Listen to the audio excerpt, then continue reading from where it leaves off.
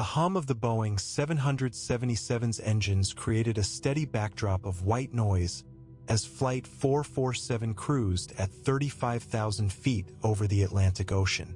Most passengers had settled into the rhythm of the long journey from New York to London, some sleeping with their heads tilted awkwardly against the windows, others absorbed in movies on their seatback screens, a few working on laptops with the focused intensity of people who never truly disconnect from their offices.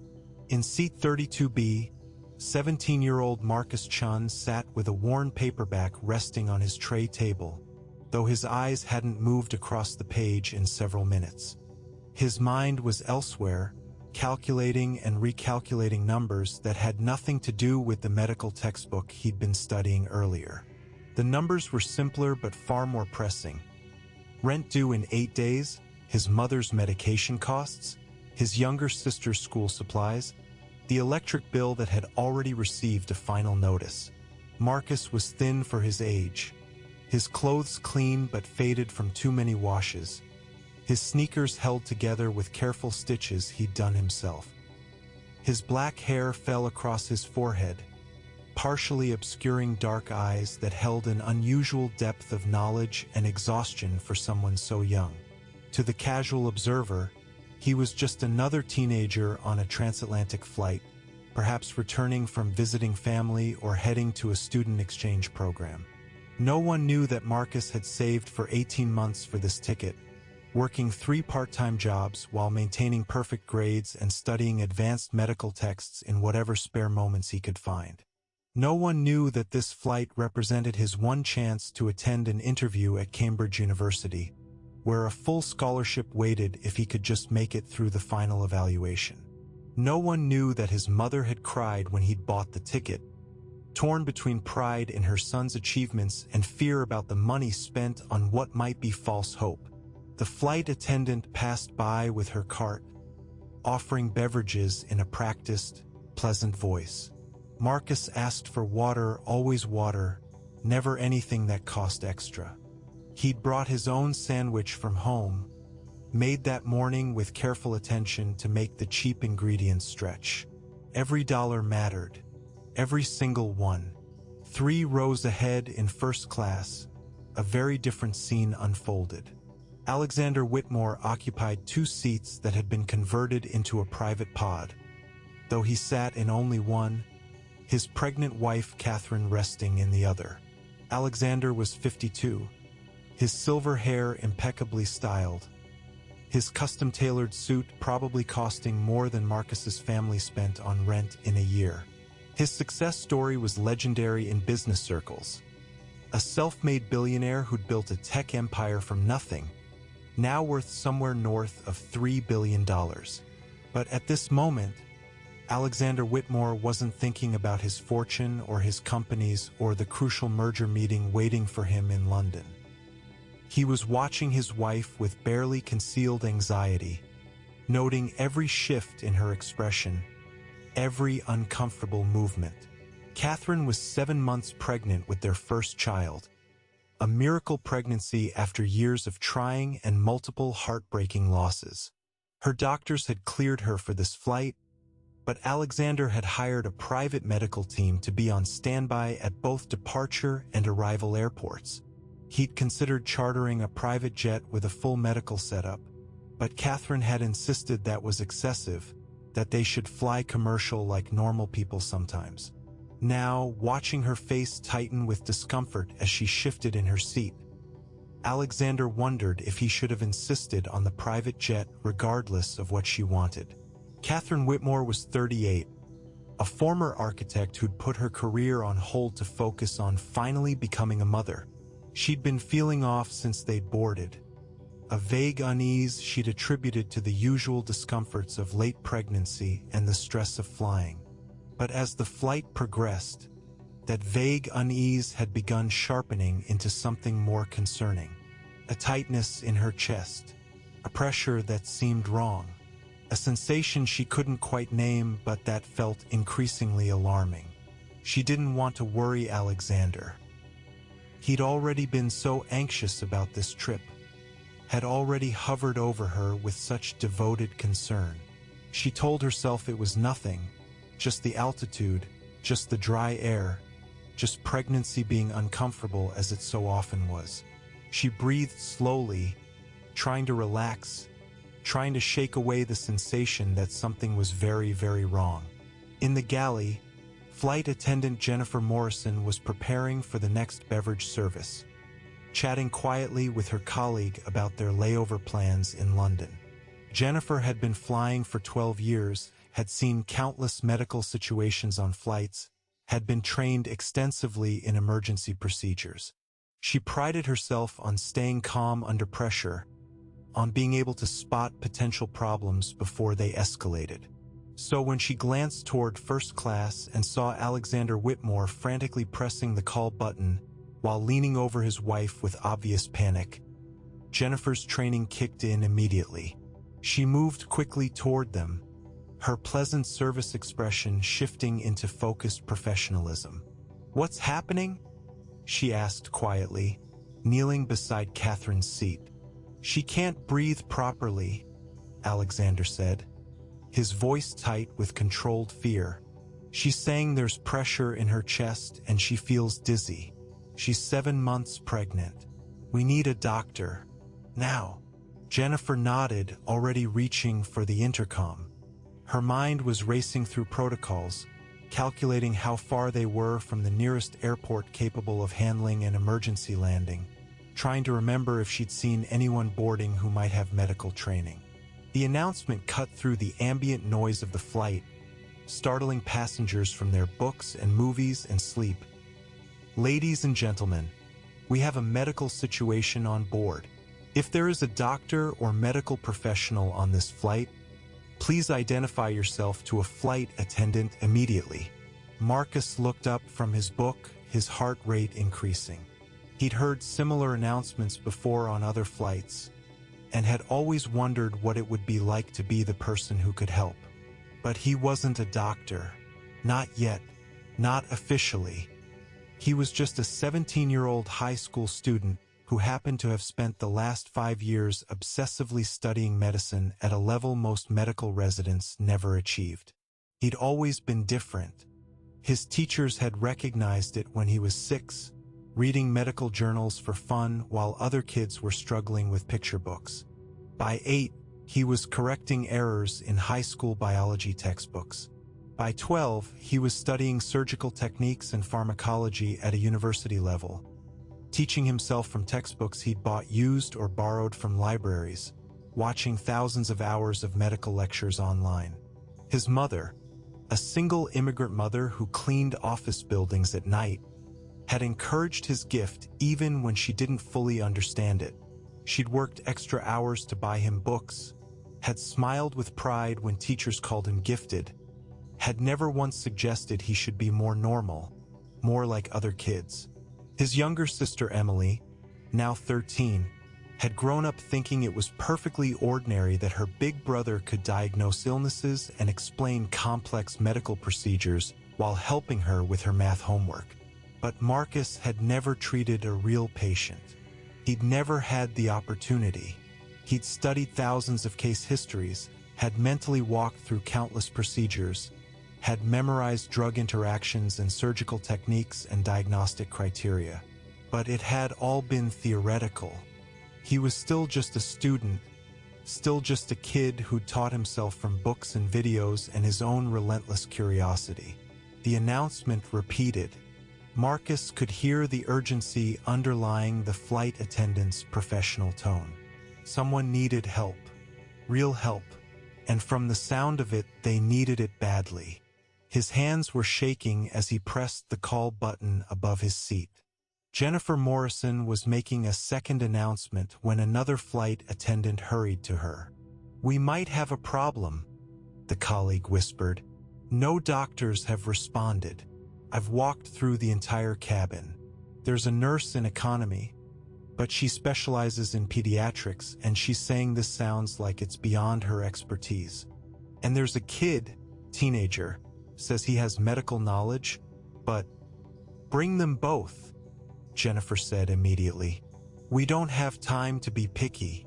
Marcus walked through the cabin toward first class, very aware of the eyes following him. He could hear the whispers, could sense the skepticism. He looked even younger than 17, his slight build and anxious expression making him seem like a child playing dress-up in adult situations.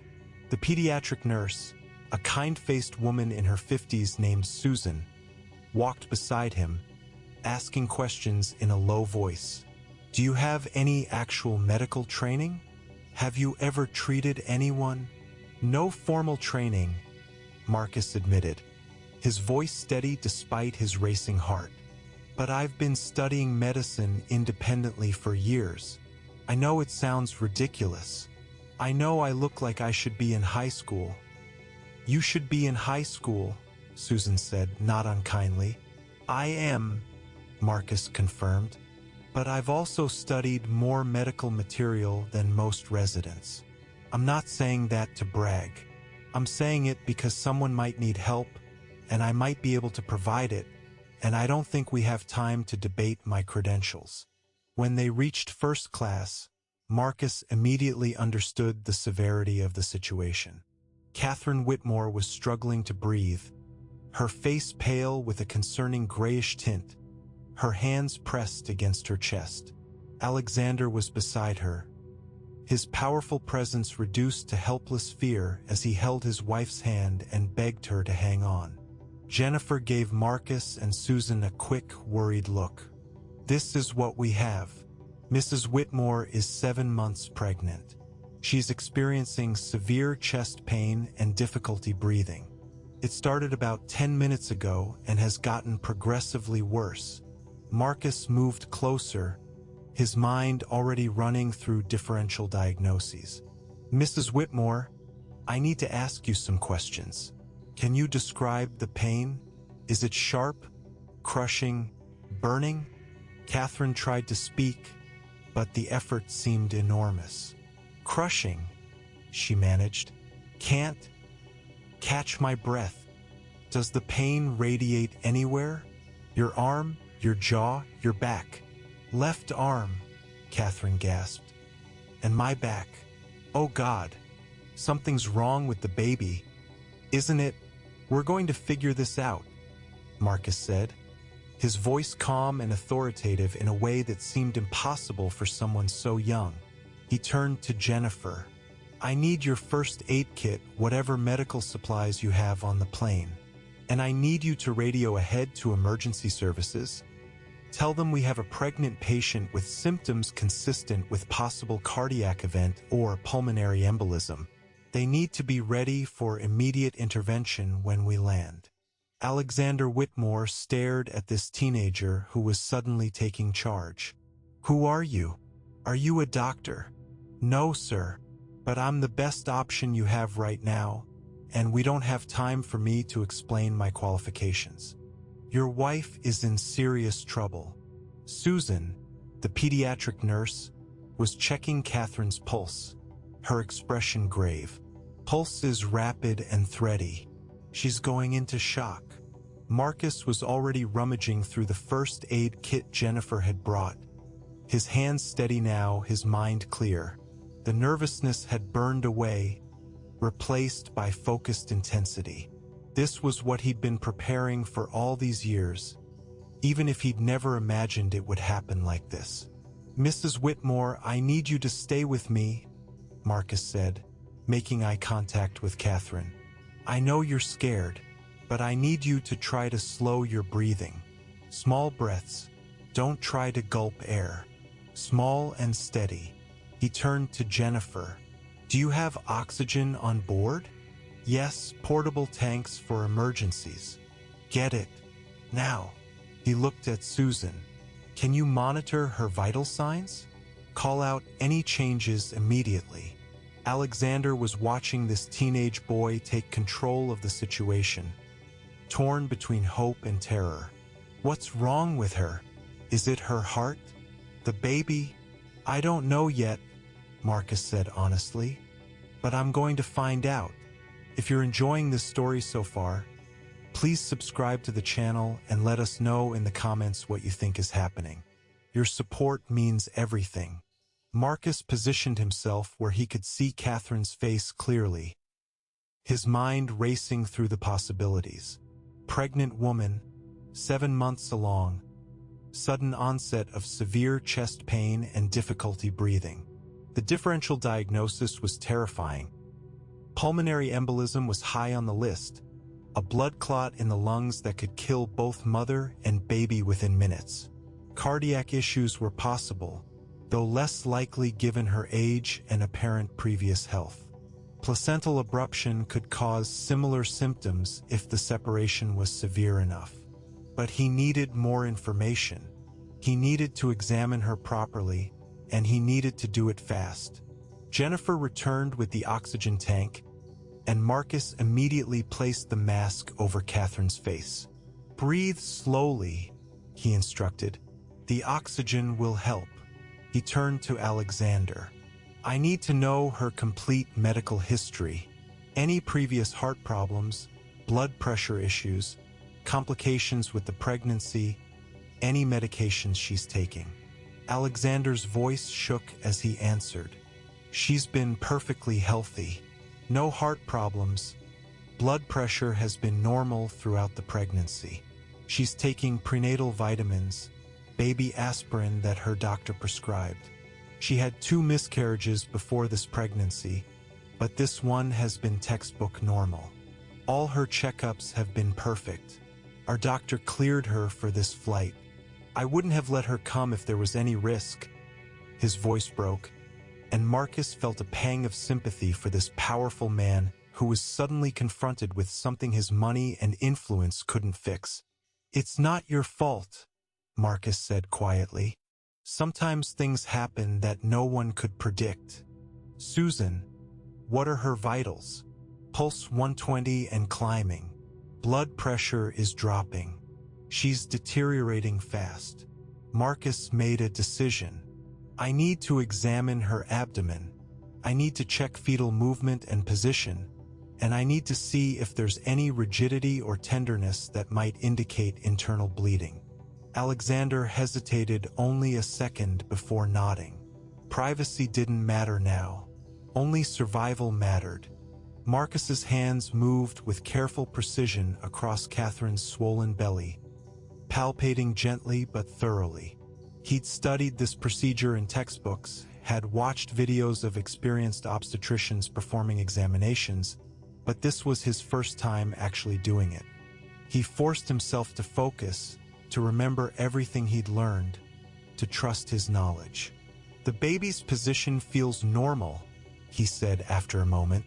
"No obvious rigidity or guarding that would indicate placental abruption. But her symptoms are getting worse. Catherine's breathing was becoming more labored despite the oxygen. Her lips had taken on a bluish tint that made Marcus's stomach clench with fear. He knew that sign. Cyanosis. Not enough oxygen reaching her tissues.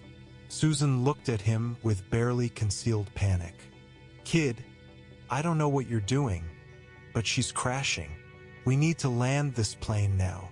Marcus was already moving, his mind making calculations faster than he could articulate them.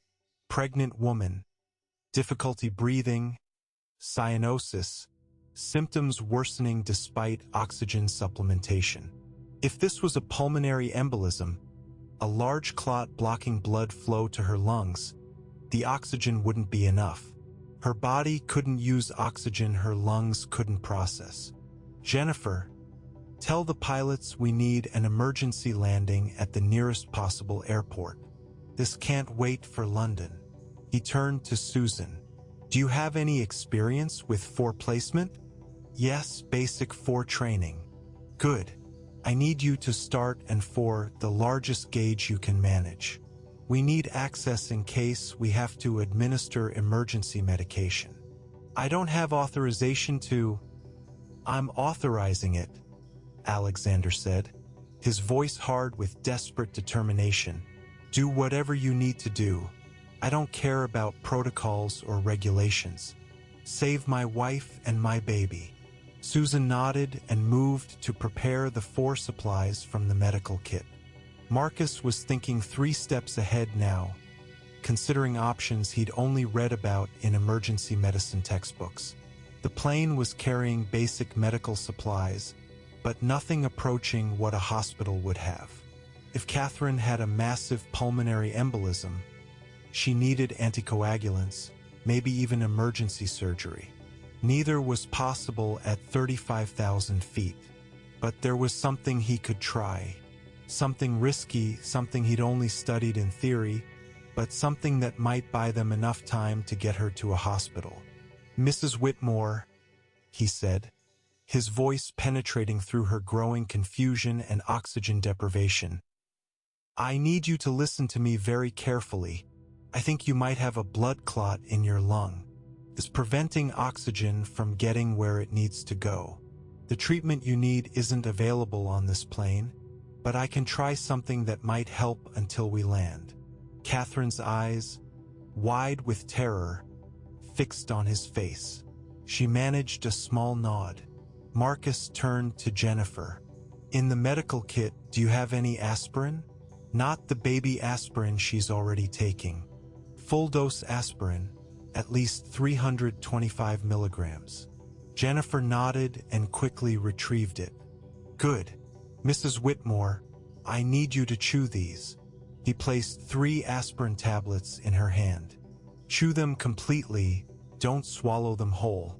They'll taste terrible, but it's important." While Catherine struggled to chew the aspirin, Marcus was calculating dosages in his head, weighing risks against benefits. Aspirin would help prevent any existing clots from getting worse and might help break up smaller clots. But it also increased bleeding risk, which was dangerous for a pregnant woman. But if he was right about the pulmonary embolism, the risk of not treating it was far greater. Susan had successfully placed the 4, taping it carefully to Catherine's arm. "What now?" she asked Marcus, and there was something new in her voice. Respect, maybe even trust. "Now we position her," Marcus said. "We need to get her on her left side. It'll improve blood flow to the placenta and might ease some of the pressure on her lungs." Alexander helped Marcus and Susan carefully reposition Catherine, supporting her swollen belly as they turned her. The movement made Catherine cry out in pain, but once she was settled on her side, Marcus could see a slight improvement in her breathing. "That's good," he encouraged. "You're doing great, Mrs. Whitmore. Just keep breathing, small and steady." Jennifer returned from the cockpit, her face tight with stress. "Captain says there's a small airport in Newfoundland, about 40 minutes away. We're already diverting. They're alerting emergency services." 40 minutes. Marcus did the math in his head. 40 minutes was a long time when someone was struggling to breathe, when every second brought them closer to complete cardiovascular collapse. He needed to keep Catherine stable for 40 minutes. It might as well have been 40 hours. "Talk to me about the baby," Marcus said to Alexander, keeping his voice calm and conversational even as his mind raced. "This is your first child?" Alexander seemed grateful for something to focus on besides his wife's labored breathing. "Yes, we tried for years. Catherine had 2 miscarriages that nearly destroyed us both. When we found out she was pregnant again, we were terrified to hope. But everything has been perfect. Every checkup, every ultrasound. The doctor said she's healthy. The baby's healthy. They said everything was fine." "And it probably was fine," Marcus said. "Pregnancy increases the risk of blood clots. It's a known complication, not something anyone did wrong. Sometimes our bodies just react in ways we can't predict." He was monitoring Catherine constantly, watching the rise and fall of her chest, noting every change in her color, listening to her breathing. She was holding steady, but she wasn't improving.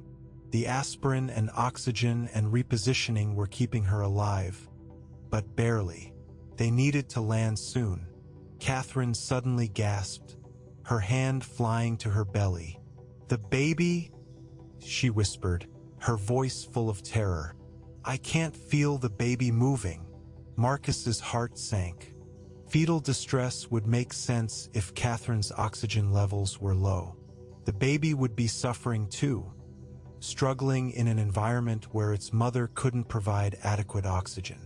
He placed his hand on Catherine's belly again, feeling for movement, for the reassuring kicks that would indicate the baby was still fighting. For long, terrible seconds, he felt nothing. Then, faint but present, a small flutter. Movement. "The baby's moving," he said firmly. "I can feel it. Your baby is strong, Mrs. Whitmore. You're both going to make it through this." He wasn't sure if he believed his own words, but he knew the power of hope, knew that Catherine needed to believe they would survive this, needed that belief to keep fighting. 25 minutes to landing. Catherine's breathing had become more shallow, her responses to questions slower. She was drifting in and out of consciousness, which terrified Marcus even though he tried not to show it. He'd learned from his textbooks that altered mental status was a sign of severe oxygen deprivation, that the brain wasn't getting what it needed. "Stay with us, Catherine," Alexander pleaded, holding his wife's hand so tightly his knuckles were white. "Please, darling. Stay with me."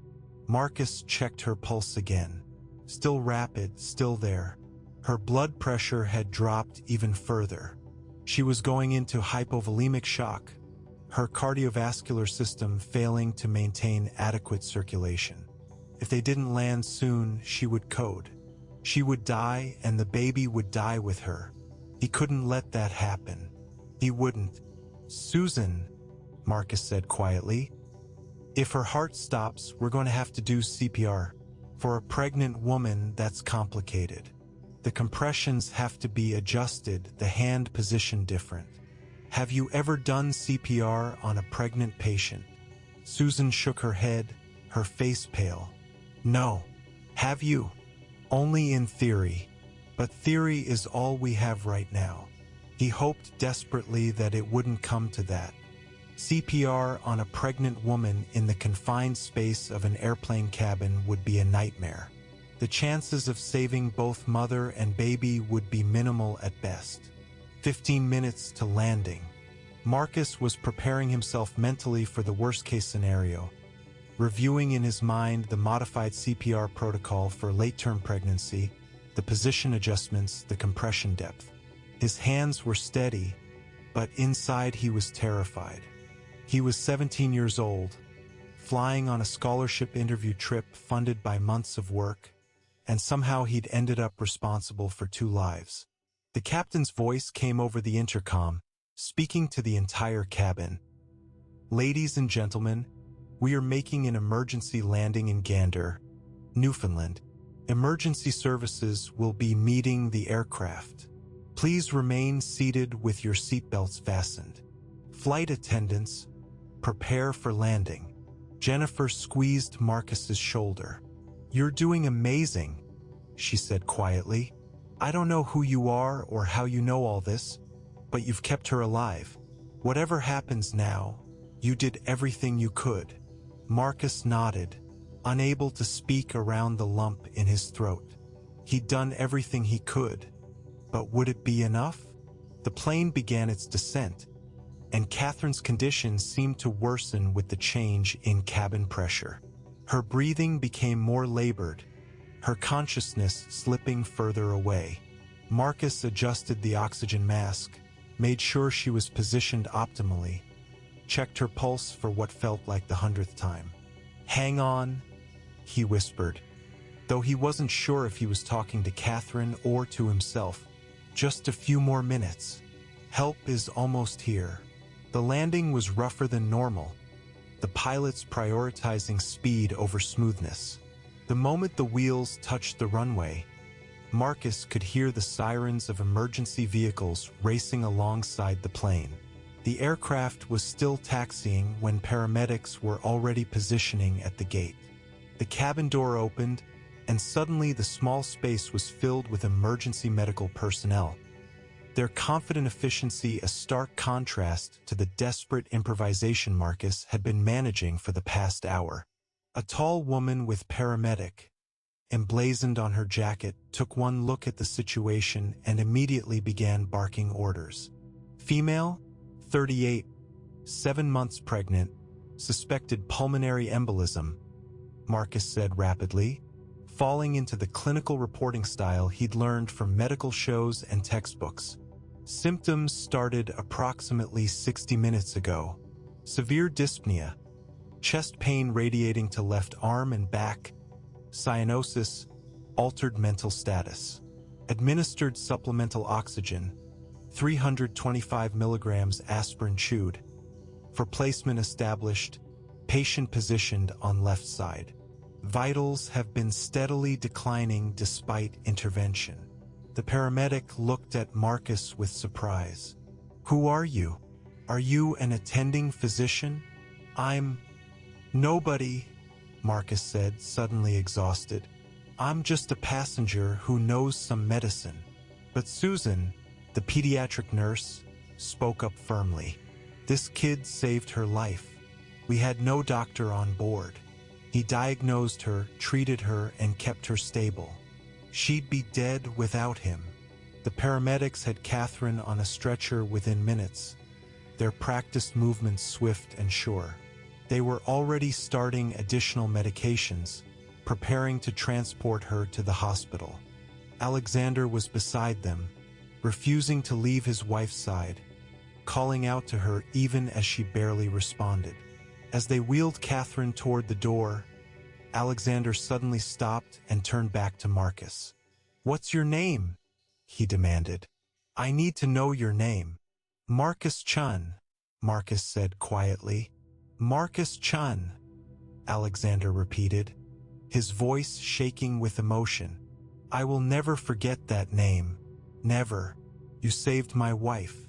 You saved my child. I don't know how you did it. I don't know who you are or why you're on this plane, but you saved them." Then they were gone, Catherine and Alexander and the swarm of medical personnel, leaving Marcus standing in the first-class cabin with Susan and Jennifer and a few other flight attendants who'd gathered during the crisis. Marcus's legs suddenly felt weak. The adrenaline that had been sustaining him drained away all at once, leaving him shaking and cold. He sank into one of the first-class seats, his head in his hands. "Hey," Susan said gently, sitting beside him. "You okay?" "I don't know," Marcus admitted. "I kept thinking, what if I'm wrong? What if I make it worse? What if they die because I thought I knew what I was doing, but I'm really just a kid who read too many books?" "But you weren't wrong," Jennifer said firmly.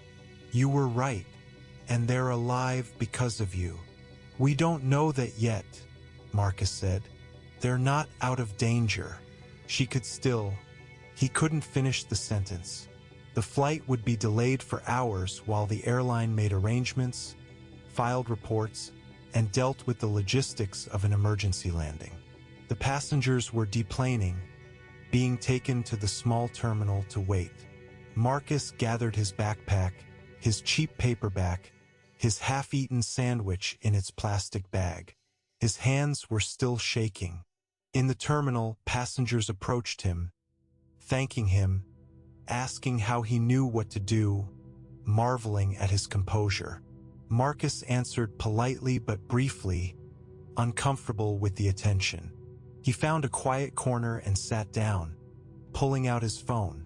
He had 17 missed calls from his mother, dozens of texts asking if he was okay. If the plane had crashed, why was there news about an emergency landing?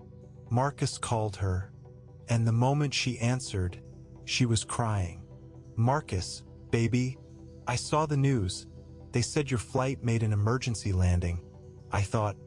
"I'm fine, Mom," Marcus said, his own voice thick with emotion. "I'm okay. There was a medical emergency, but I'm fine." He didn't tell her that he'd been the one handling the medical emergency. He didn't tell her about the pregnant billionaire's wife or the desperate race to keep her alive or the paramedics praising his quick thinking. He just let his mother cry with relief and told her he loved her and that he'd call again soon. After he hung up, Marcus sat in the terminal and wondered if he'd missed his Cambridge interview. It was supposed to be tomorrow morning in London, and now he was stuck in Canada with no idea when he'd be able to continue his journey. All those months of saving, all that money spent on a ticket, all that hope pinned on one interview, possibly gone because he'd stopped to help someone. He told himself it was worth it. A woman's life, a baby's life, that was worth more than any interview, any scholarship, any dream. But he couldn't help feeling the weight of disappointment settling over him like a heavy blanket.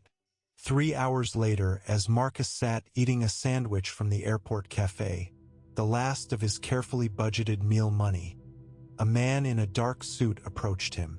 "Marcus Chun." Marcus looked up, wary. "Yes, my name is James Hartford. I'm Mr. Whitmore's personal attorney. He'd like to speak with you. Would you be willing to come to the hospital?" Marcus hesitated. He had no idea why Alexander Whitmore would want to see him. To thank him formally, probably. Maybe to get his contact information for some kind of official statement about what happened on the plane. "Is Mrs. Whitmore okay?" Marcus asked, his heart in his throat. James Hartford smiled. "She's stable. They confirmed your diagnosis. It was a pulmonary embolism. They've started treatment, and the doctors say both she and the baby should make a full recovery. They also said that if you hadn't kept her stable during the flight, she likely wouldn't have survived long enough to receive proper treatment. You saved her life, son." The relief that washed over Marcus was so intense it left him dizzy. She was okay. The baby was okay. He hadn't been wrong. His desperate, improvised treatment had actually worked. "I'll come to the hospital," Marcus said, standing up. The hospital was small but well-equipped, and James Hartford led Marcus through the corridors with the easy confidence of someone used to being in charge. They arrived at a private waiting room where Alexander Whitmore sat, his expensive suit rumpled, his silver hair disheveled, his face showing every one of his 52 years plus several more. When Alexander saw Marcus, he stood immediately, and to Marcus's surprise, the powerful billionaire's eyes filled with tears. "They told me you were just a kid," Alexander said, his voice breaking. "A 17-year-old kid on a plane. And you saved my wife. You saved my baby. How did you?" "I don't even know how to ask the questions I want to ask." Marcus shifted uncomfortably. "I just did what I could with what I knew. I'm glad she's okay." "Okay?" Alexander laughed, a sound somewhere between joy and hysteria. "She's alive. My child is alive. Because of you." He wiped his eyes unselfconsciously. The doctor said another 10, maybe 15 minutes, and it would have been too late. The clot would have killed her. "You bought us exactly the time we needed." He moved closer to Marcus, studying his face with an intensity that made Marcus want to step back. "I need to know who you are. I need to understand how a teenager knows how to diagnose and treat a pulmonary embolism at 35,000 feet with nothing but a first aid kit." So Marcus told him about the textbooks and the online lectures and the thousands of hours of study. Told him about being different, being the kid who preferred medical journals to comic books, who found surgery videos more interesting than video games. Told him about his mother working night shifts to support them, about his sister who was so proud of her smart big brother, about the scholarship to Cambridge that represented his only real chance at becoming what he'd always dreamed of being. Alexander listened without interrupting, his expression moving through surprise to understanding something Marcus couldn't quite identify. "This interview tomorrow," Alexander said when Marcus finished. "In London. Full scholarship. It was supposed to be tomorrow, Marcus said, unable to keep the disappointment from his voice. But I'm stuck here now, and I don't have money for another ticket, and I don't think they'll reschedule for someone who just doesn't show up.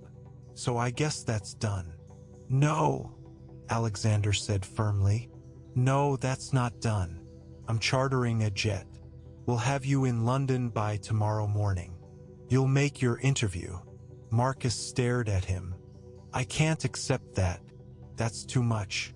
The ticket I bought was already... Marcus, Alexander interrupted gently. You saved my wife's life. You saved my unborn child's life. There is nothing I could give you that would be adequate repayment for that. Nothing. A plane ticket is quite literally the least I can do.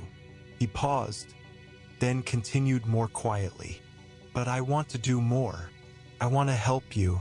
I want to make sure you become the doctor you're meant to be. So I'm going to ask you something, and I want you to think carefully before you answer. After you've saved someone's life, after you've demonstrated knowledge and skill that most medical professionals would envy, after you've proven yourself in the most high-pressure situation imaginable, what do you want? What can I give you that would actually matter? Marcus stood there, this thin teenager in his faded clothes and worn sneakers, facing a billionaire who was offering him what amounted to a blank check. He could ask for anything. Money for medical school, a job at one of Whitmore's companies, connections in the medical field, the kind of opportunities that most people couldn't even dream of. But Marcus thought about his mother, working through the night cleaning offices, coming home as the sun rose with her back aching and her hands rough from chemicals. He thought about Emily, his little sister, doing her homework by lamplight because they kept the main lights off to save on electricity. He thought about the apartment with the leaking ceiling they couldn't afford to fix, the worn furniture bought secondhand, the constant careful counting of every dollar. He thought about coming home after this trip to tell his mother that he might have gotten the Cambridge scholarship, that their gamble on the plane ticket might have paid off. He thought about how she would cry with happiness, how she would tell him she always knew he was special, how she would make his favorite dinner even though it would use up grocery money they didn't really have. And he thought about something else. A conversation from 2 years ago, late at night, when his mother had been working on the bills at the kitchen table and didn't know he was listening. She'd been on the phone with her sister, his aunt, and she'd been crying quietly. "I'm so tired," she'd said. "I'm so tired, and my hands hurt all the time now, and I don't know how much longer I can keep doing this work. But what choice do I have? The kids need me. Marcus needs to finish school. Emily needs her big brother around. I can't be sick. I can't be tired. I have to keep going." Marcus looked at Alexander Whitmore, this powerful man who was offering him the world, and he knew exactly what he wanted to ask for. "Mr. Whitmore," Marcus said slowly, his voice steady despite the emotion threatening to overwhelm him. "I don't want money for medical school. I'll get scholarships or loans or I'll figure it out somehow. And I don't need a job or connections. I'll make my own way. But there is something." He paused, gathering courage. "My mother has worked night shifts cleaning offices for 15 years. She's raised my sister and me alone since my father died, working herself to exhaustion every single night so we could have food and rent and books. Her hands hurt constantly from the work. Her back aches. She's only 42, but she moves like she's 60. Marcus's voice cracked slightly.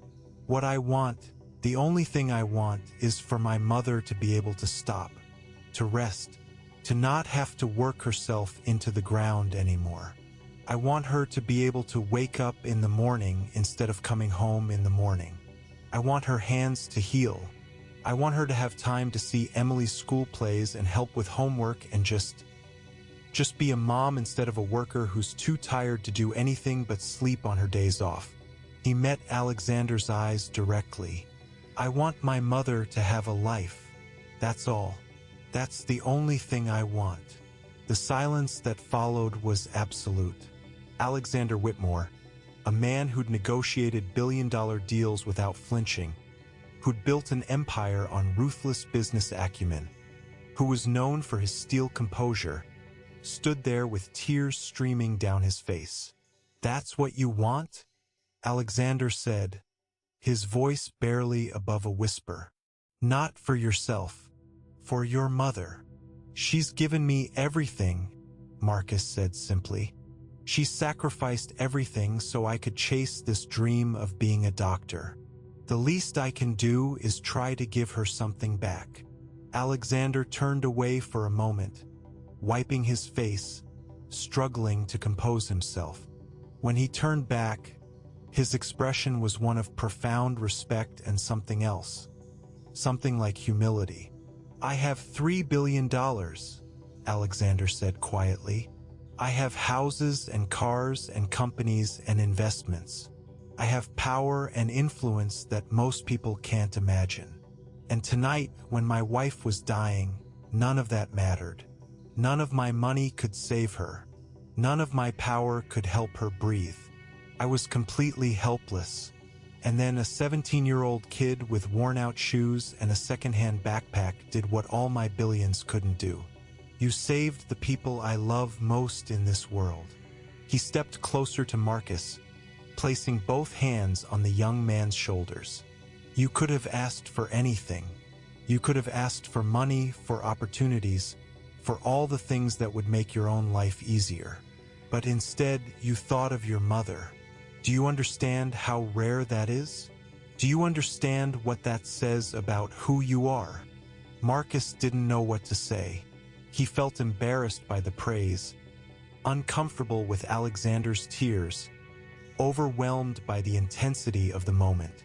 "Your mother will never work another night shift," Alexander said firmly. "I'm setting up a trust fund for your family. It will cover all your living expenses, all your educational costs, everything your mother and sister need. Your mother can retire today if she wants. She can take time to heal, to rest, to be the mother you want her to be. And more than that, I'm hiring her." "Hiring her," Marcus said, confused. "To do what?" "I'm starting a foundation," Alexander said, the idea clearly forming as he spoke. "A foundation to help families of gifted students who don't have the resources to develop their talents. Students like you, Marcus, who have extraordinary potential but are held back by poverty. Your mother will help run it. She'll use her experience, her understanding of what families like yours need. She'll help identify and support kids who might otherwise fall through the cracks." He smiled through his tears. "She'll work normal hours, day shifts, with health benefits and a salary that reflects the importance of the work. She'll help change lives, Marcus, just like you changed ours tonight." Marcus couldn't speak, couldn't form words around the emotion blocking his throat. This wasn't possible. Things like this didn't happen to families like his. They scraped by, they struggled, they survived, but they didn't get miracles handed to them by grateful billionaires. "Why?" Marcus finally managed to ask. "Why would you do all this?" "Because you saved my family," Alexander said simply. "Because you're exactly the kind of person this world needs more of. Because I have the power to change your life, and it would be unconscionable not to use it. But most of all, Marcus, because you didn't ask for yourself. You asked for your mother. And that tells me everything I need to know about your character." He pulled out his phone. "Give me your mother's number. I want to call her right now. I want to tell her that her son is a hero and that she never has to worry about money again. I want to hear her voice when she realizes that everything's about to change." Marcus gave him the number with shaking hands. It was 2 a.m. in New York, but his mother would still be at work, pushing her cleaning cart through empty office buildings, her back aching, her hands raw, dreaming of the day when Marcus's education would be complete and maybe, finally, she could rest. Alexander put the call on the speaker. It rang 3 times before Marcus's mother answered, her voice tired but alert.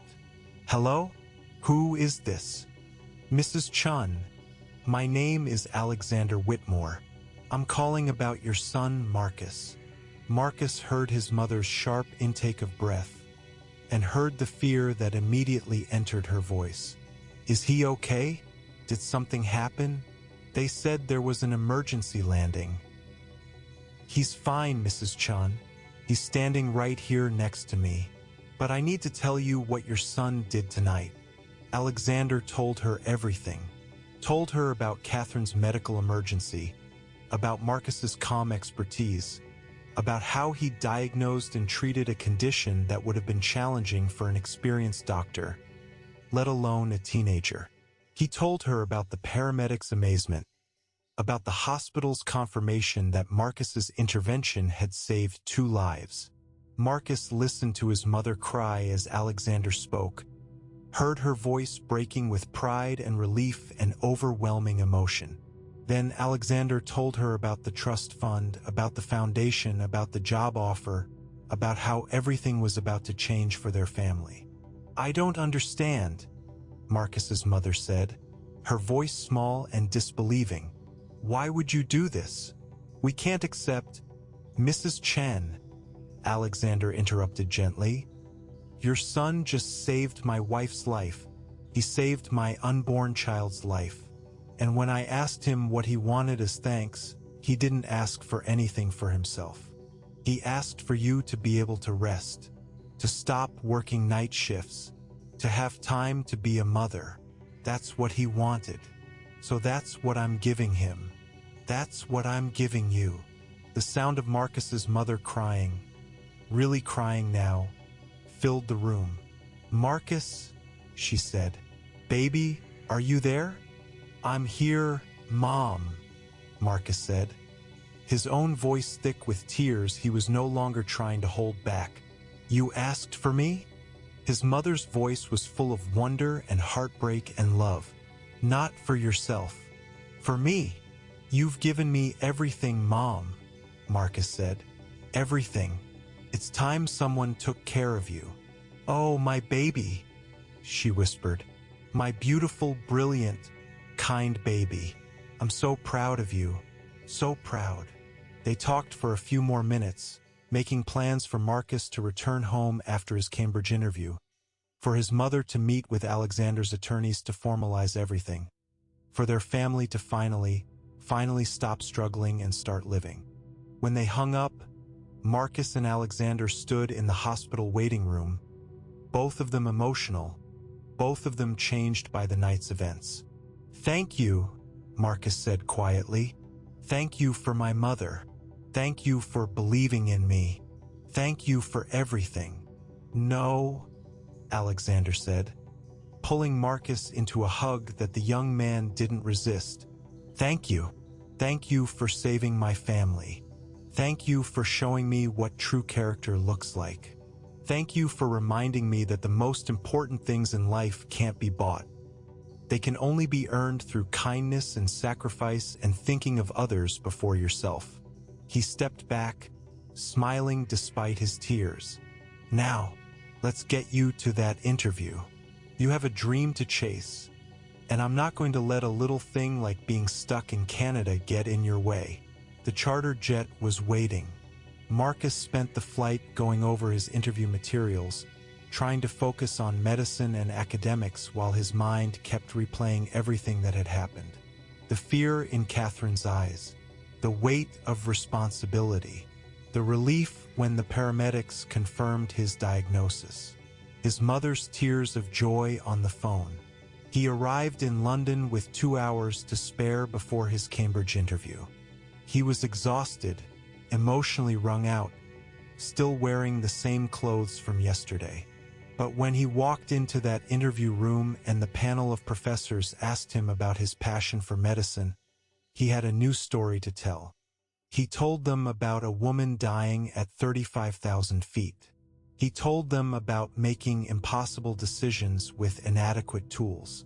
He told them about the moment he'd realized that all those years of study, all those textbooks and lectures and self-teaching, had actually mattered. That he'd saved a life. 2 lives. The professors listened with wide eyes. They asked questions, technical questions about his treatment decisions, about his differential diagnosis, about how he'd stayed calm under such pressure. Marcus answered each one thoroughly, drawing on the experience that was now seared into his memory. At the end of the interview, the head of the panel, an elderly professor with kind eyes, looked at Marcus for a long moment before speaking. Mr. Chun, in 30 years of conducting these interviews, I have never heard a story quite like yours. You've demonstrated not just knowledge, but the ability to apply that knowledge in the most challenging circumstances imaginable. You've shown judgment, composure, and compassion. Quite frankly, you've shown qualities that many of our graduates struggle to develop even after years of training. He smiled. It is my pleasure to inform you that you have been accepted to Cambridge with a full scholarship. Welcome to the university, Mr. Chun. We look forward to watching you become the doctor we already know you can be. Marcus flew home to New York in a daze of joy and exhaustion. At the airport, his mother and Emily were waiting for him, and the 3 of them held each other and cried and laughed and couldn't stop touching each other's faces, reassuring themselves that this was real, that everything had really changed. His mother looked different already. The perpetual exhaustion in her eyes had been replaced by something Marcus hadn't seen there in years. Hope. Real, genuine hope for the future. I gave my notice at work, she told him, smiling through her tears. I'm done with night shifts. I'm done breaking my back. I'm going to heal, baby. I'm going to rest. And then I'm going to help other families, the way Mr. Whitmore helped us. Emily, his little sister, looked up at him with shining eyes. You're a hero, Marcus, she said. A real hero. I'm not a hero, Marcus said, pulling her close. I'm just someone who studied hard and got lucky and happened to be in the right place at the right time. But Alexander Whitmore, who called later that evening to check on them, disagreed. You're wrong, Marcus, he said firmly. Heroes aren't people with superpowers. Heroes are people who step forward when they're needed, who use whatever gifts they have to help others, who think of someone else's well-being before their own. That's exactly what you did. That's exactly what you are. He paused, then added more softly, Catherine is doing wonderfully, by the way. The baby is strong. The doctors say they'll both make a full recovery. She wants to meet you when she's released from the hospital. She wants to thank the young man who saved her life, who saved her baby's life. A week later, Marcus visited Catherine in the hospital. She was sitting up in bed, her color returned, her belly still swollen with life growing inside her. When Marcus entered the room, she began to cry immediately. I don't remember much from the plane, she said, reaching for his hand. It's all hazy and confusing, but I remember your voice. I remember you telling me to hang on, that help was coming, that everything would be okay. I remember trusting you even though I'd never seen your face. And you saved me. You saved my baby. She placed Marcus's hand on her belly, and he felt the baby kick, strong and healthy. This little one is alive because of you, Catherine whispered. When they're born, when they grow up, I'm going to tell them about the brilliant teenager who saved our lives. I'm going to make sure they understand what real courage looks like. Marcus stayed for an hour, talking with Catherine and Alexander, learning about their lives, sharing pieces of his own. They made plans for him to meet the baby after the birth, for their families to stay in touch, for the foundation that would help other gifted students from struggling families. Before he left, Alexander walked him to the elevator. I've been thinking about what you said, Alexander told him. about how you don't consider yourself special, how you just studied what interested you. But Marcus, that's exactly what makes you special. You had the discipline to teach yourself medicine when most kids your age can barely focus on their homework. You had the maturity to stay calm in a crisis when most adults would have panicked. And you had the compassion to ask for your mother's well-being instead of your own advancement. He smiled. Those aren't things you can buy or teach. Those are things that come from character. And your character, Marcus Chen, is something truly remarkable. We'd love to hear what you think of Marcus's story. Please subscribe to the channel if you enjoyed this, and let us know in the comments what part moved you the most. 3 months later, Marcus started his first term at Cambridge University. He moved into student housing, attended his first lectures, and began the formal medical training that would transform his self-taught knowledge into professional expertise. His mother and Emily flew over for the first week, helping him settle in, marveling at the historic campus and the opportunities opening up before him. His mother had started working with the Whitmore Foundation, and she'd never been happier. She'd gained weight, the healthy kind that comes from not being perpetually exhausted and stressed. Her hands were healing, the constant soreness fading. She smiled more. She laughed more. She had time to attend Emily's school events, to cook real dinners, to simply be present in their lives. Emily was thriving too, now attending a better school funded by the trust Alexander had set up. She joined the debate team and the science club, discovering her own gifts for public speaking and critical thinking. She told everyone about her hero brother, the one who'd saved a billionaire's wife on an airplane, who was going to be a doctor, who was going to change the world. Catherine Whitmore gave birth to a healthy baby girl in December. They named her Hope, and they asked Marcus to be her godfather. At the christening, holding the tiny infant who existed because of his actions on that plane, Marcus felt the weight of responsibility and privilege and gratitude all mixed together.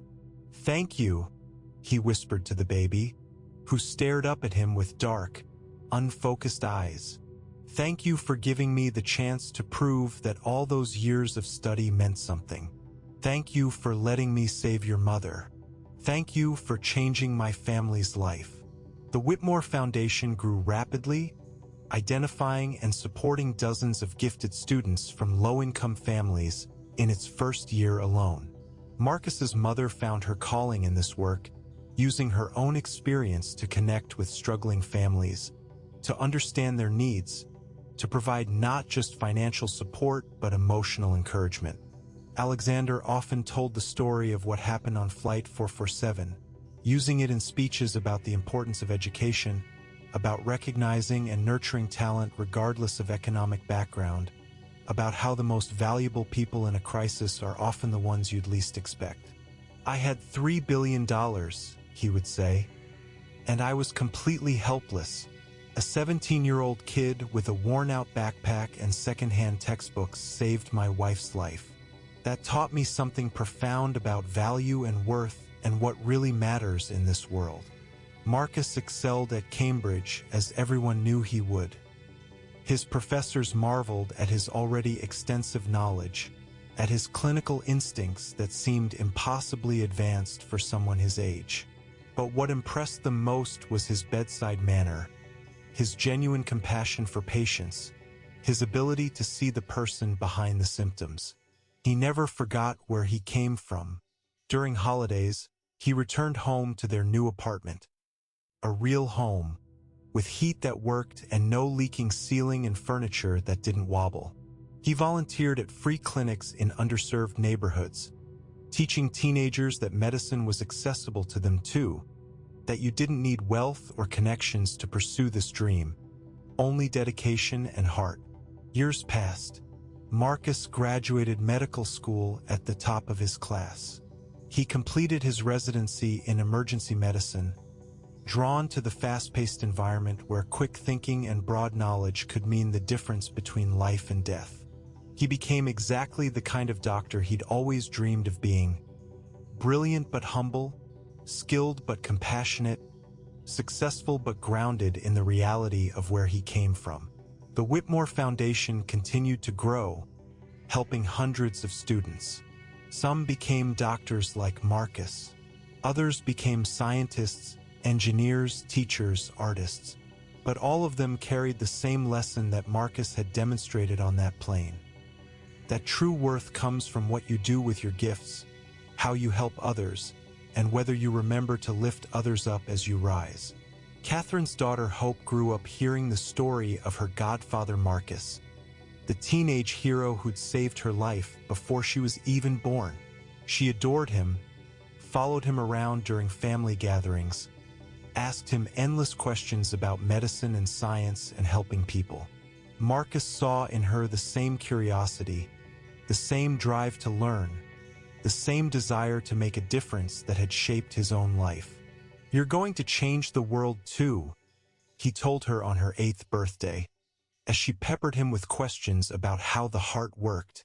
"You're going to do amazing things. Like you," Hope asked, her eyes shining with admiration.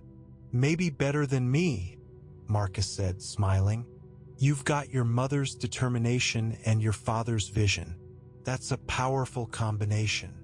Alexander and Catherine's marriage grew even stronger after their near tragedy. They never took a single day for granted, never forgot how close they'd come to losing everything. They made sure Hope grew up understanding the value of kindness, the importance of helping others, the truth that wealth is meaningless without compassion. Marcus's mother eventually wrote a book about her experience, about raising a gifted child while working night shifts, about the moment her son's life changed on an airplane, about the foundation that now helped so many families. It became a bestseller, touching hearts across the country, inspiring parents who were struggling to believe their sacrifices mattered. Emily followed her brother into medicine, inspired by his example but carving her own path in pediatrics. She had a special gift with children, a gentleness and patience that made even the most frightened kids trust her. Marcus was prouder of her than he'd ever been of his own accomplishments. On the 10th anniversary of that flight, the now-grown passengers who'd been on board organized a reunion. They gathered at a hotel in New York, sharing stories about where that day had led them, how they'd been changed by witnessing someone so young demonstrate such extraordinary skill and character. Susan, the pediatric nurse who'd assisted Marcus, was there. She'd gone back to school, earned additional certifications in emergency medicine, inspired by what she'd seen a teenager do with nothing but knowledge and determination. Jennifer, the flight attendant, was there. She'd written the airline's new medical emergency protocols, ensuring that future crews would be better prepared. And Marcus was there, now Dr. Marcus Chun, 37 years old, accomplished emergency medicine physician, still humble, still kind, still remembering where he came from. "People ask me all the time about that day," Marcus said when asked to speak to the group. "They ask how I stayed calm, how I knew what to do, how I dealt with the pressure. And the truth is, I was terrified. I was a kid who'd never treated a real patient, suddenly responsible for 2 lives. I was sure I'd fail, sure I'd make it worse." He paused, looking around at the familiar faces. "But I'd spent years preparing for a moment I didn't know would come. I'd studied because I loved learning, because medicine fascinated me, because I couldn't imagine doing anything else with my life. And when that moment came, all that preparation mattered. It saved a life, changed my life. It taught me that the work we do when no one's watching, the dedication we show when there's no immediate reward, all of that matters. It all adds up to something meaningful." Alexander stood, pulling Marcus into a hug. "You taught me that true wealth isn't measured in bank accounts," he said, his voice emotional despite the passage of years. "It's measured in lives touched, in kindness shown, in the courage to step forward when you're needed. You had that wealth when you were 17 years old, You still have it. Catherine, standing beside her husband with hope, now a thoughtful, brilliant 10-year-old, nodded in agreement. You saved my life, she said simply. You saved my daughter's life. No amount of gratitude will ever be enough. But we try every day to pay that gift forward, to help others the way you helped us. That's your real legacy, Marcus. Not just what you did that day, but what it inspired in everyone who witnessed it. Marcus looked at Hope, this child who existed because of a desperate, terrified decision he'd made at 17. She smiled at him, and he saw in her eyes the same determination, the same curiosity, the same drive to make the world better that had defined his own childhood. The story doesn't end with that plane ride, Marcus said softly. It's still being written. Every student the foundation helps, every life they go on to save or improve, every family lifted out of poverty. That's all part of the same story. And it's a story about what's possible when we recognize that everyone has value, everyone has potential, and everyone deserves a chance. He smiled, thinking of his mother watching proudly from the audience, thinking of Emily saving children's lives in her pediatric practice, thinking of all the students whose lives had been changed by the foundation. Sometimes I wonder what would have happened if I hadn't pressed that call button on the plane, Marcus continued. If I'd stayed in my seat, I told myself I was too young, too inexperienced, not qualified. 2 people would have died. My family would still be struggling. The foundation wouldn't exist. All those students wouldn't have gotten their chance. He looked directly at the gathered passengers. But I did press that button, not because I was brave or special or confident. I pressed it because someone needed help, and I thought maybe I could provide it. And that's the lesson I hope everyone takes from this story. You don't have to be perfect or fully qualified or completely ready. You just have to be willing to try, to step forward, to use whatever gifts you have to help someone else. The room was silent, many in the audience wiping away tears. They understood now that they hadn't just witnessed a medical emergency 10 years ago. They'd witnessed the moment when one act of courage rippled outward, changing dozens of lives, inspiring countless others, proving that kindness and knowledge and sacrifice create a legacy that extends far beyond any single moment. Thank you for staying with us until the end of this story. We hope Marcus's journey inspired you as much as it moved us. Please take a moment to let us know in the comments where you're watching from. And if you haven't already, subscribe to the channel for more stories that remind us what really matters in life. Until next time.